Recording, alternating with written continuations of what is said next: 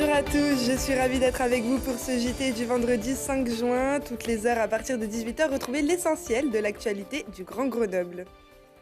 Et on commence par une petite piqûre de rappel pour les Isérois, et pas des moindres. Le 38 fait partie des départements ayant jusqu'au lundi 8 juin pour faire leur déclaration de revenus en ligne.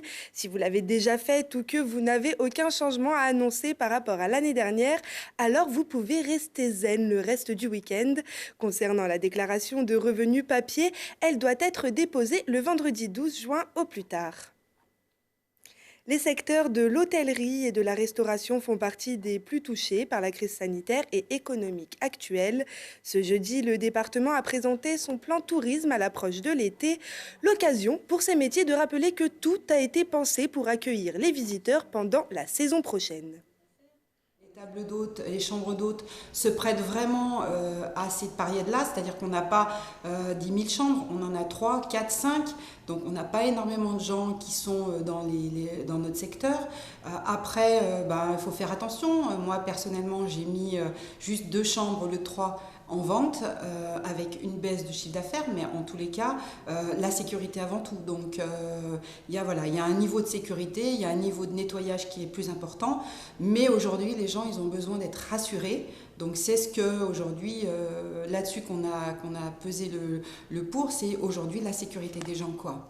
En fait, venez en Isère, venez profiter de notre région. On a beaucoup de choses qui sont intéressantes aujourd'hui et foncez, venez nous retrouver. Après, on a mis tout ce qu'il fallait pour je dirais mettre en avant notre région et aujourd'hui c'est notre enjeu.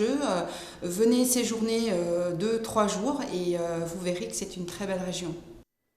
Et le département compte bien sur la saison estivale pour relancer le tourisme qui a perdu près de 400 millions d'euros depuis la mi-mars. Saison estivale qui commence déjà à l'Alpe du Grand Serre avec l'ouverture de son bike park dès ce samedi, mais aussi ses activités comme la Via Ferrata, l'escalade et j'en passe. Du côté des Deux Alpes, le domaine VTT rouvre dès ce week-end, mais il faudra attendre le 27 juin pour faire du ski d'été sur le glacier. Pour ceux qui ont plus les pieds dans l'eau que sur terre, le lac de Tencin a d'ores et déjà rouvert avec son téléski nautique et sa vague à surf. Ce week-end aurait dû avoir lieu la finale de Pro D2 à laquelle le FCG aurait pu prendre parti, mais ça, on ne le saura jamais. Privés de montée, les rugbymen préférés des Grenoblois préparent donc leur retour en Pro D2 après presque 3 mois d'entraînement individuel à la maison. Les voici de nouveau sur la pelouse du Stade Bachelard et ce pour leur plus grand plaisir. Mathias Araès s'est glissé dans la mêlée. Les futurs anciens, les cadres d'aujourd'hui et de demain, tout le monde était là pour la reprise du FCG Rugby. Divisés en groupes de 8, les rouges et bleus ont retrouvé le chemin d'un entraînement un peu particulier, une reprise qui s'annonce déjà très longue.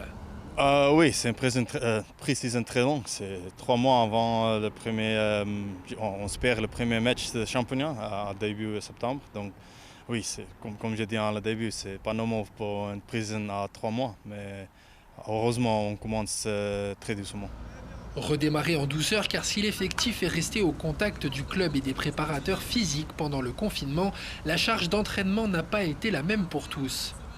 On reprend par des choses très simples, faire monter les indices de force en muscu, sur le plan de la course, retravailler une base aérobie et reprendre la vitesse progressivement. Et à partir du deuxième bloc, je pense qu'on commencera à individualiser un peu plus. Mais là, on reste vraiment sur quelque chose de global. Un tronc commun sans ballon, car l'objet du désir ovale n'a pour le moment pas sa place dans ce retour sur le terrain, mais il devrait rapidement être intégré sous une autre forme. Autre particularité de cette pré-saison, c'est de digérer la fin de la dernière. C'était dur pour l'équipe, le championnat coupe plus tôt, parce qu'on a l'envie pour monter le top 14, mais c'est la crise, c'est comme ça, c'est pour tout le monde comme ça. Mais oui, c'est le nouveau envie, c'est pour la saison prochaine. Mais on attend pour les nouveaux joueurs, on recrute, des trucs comme ça. Avant, on peut discuter de l'objectif pour la saison. Des objectifs qu'on imagine une année encore élevée. Avant d'accueillir de nouveaux éléments, le FCG Rugby aura au moins eu quelques jours pour dire au revoir à des joueurs qui auront compté. Et quelques nouvelles têtes à venir bientôt à l'entraînement des Rouges et Bleus. Il s'agit de Benito Mazilevou, Iliaka Kaitichvili, Julien Ruot, Nika Neparidze et Adrien Séguret.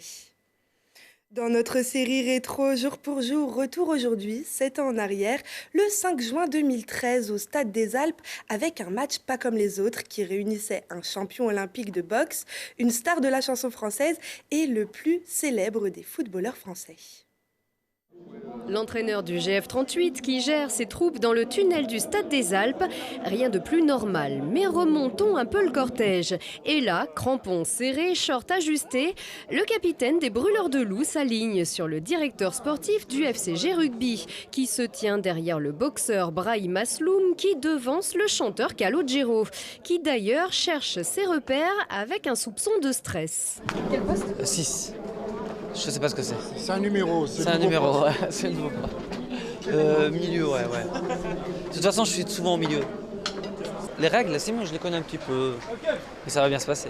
Ça va forcément bien se passer, car tous ces footballeurs improvisés ou non donnent ce soir la réplique au monstre sacré de la planète football. Tout sourire et sans pression, le roi Zidane a débarqué à Grenoble en suivant le fil de l'amitié. Celle de l'ancien boxeur Hakim Tafer, qui l'a placé en tête d'affiche d'un match de gala au profit de l'association Aube, qui œuvre pour donner un coup de pouce aux jeunes des quartiers défavorisés. L'occasion est belle pour offrir au public un spectacle inédit au Stade des Alpes.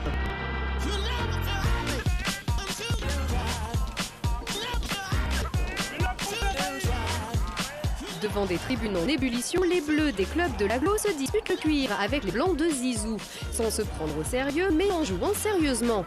Avec d'anciennes gloires du club grenoblois comme Alexis Romao qui fait désormais briller l'OM, ou le jeune Yorick Ravé, avec l'athlète Mehdi Bala ou encore un gardien nommé Wahid du Jamel Comedy Club, plus attentif à l'ambiance qu'à sa cage. Le public en demande, l'organisation aussi. Je suis très fier. On s'attendait à 5-6 000 spectateurs. On en a 11 000, c'est pas rien. Avec 5 semaines d'organisation, on a très bien travaillé, je suis très fier de mon équipe et je peux vous faire une confidence, c'est la première édition. Alors il vous faudra peut-être patienter jusqu'à l'an prochain pour écouter le mot de la fin, celui du maestro Zidane tant attendu que l'on n'aura pas entendu. Malheureusement, malgré ce qu'espérait Hakim Tafer, il n'y a pas eu de deuxième édition. La venue de Zizou à Grenoble restera unique et certainement gravée à jamais dans la mémoire de nombreux spectateurs. Mais s'il nous regarde, que le coach du Real Madrid sache qu'il est le bienvenu dans la capitale des Alpes. Les cours Jean Jaurès et Libération auraient dû vivre ce samedi 6 juin au rythme de la fête des Tuiles. Mais l'événement est annulé cette année. La ville de Grenoble vous donne donc rendez-vous pour 2021. En attendant, Télé Grenoble vous propose de vivre ou revivre l'édition 2018 en immersion totale grâce à une vidéo à 360 degrés. Une vidéo à découvrir ce samedi dès midi sur notre page Facebook qui vous renverra vers le film complet sur notre site internet. C'est la fin de ce journal. Merci à tous de nous avoir suivis. Rendez-vous lundi à 18h, puis toutes les heures pour un nouveau point sur l'actualité. D'ici là, je vous souhaite à tous un excellent week-end. Si l'édition 2020 de Jazz à Vienne n'aura pas lieu, vous pourrez retrouver chaque dimanche à partir de 21h sur notre antenne 3 concerts du festival. On se quitte en musique avec Eliane Elias. Très bonne soirée à tous.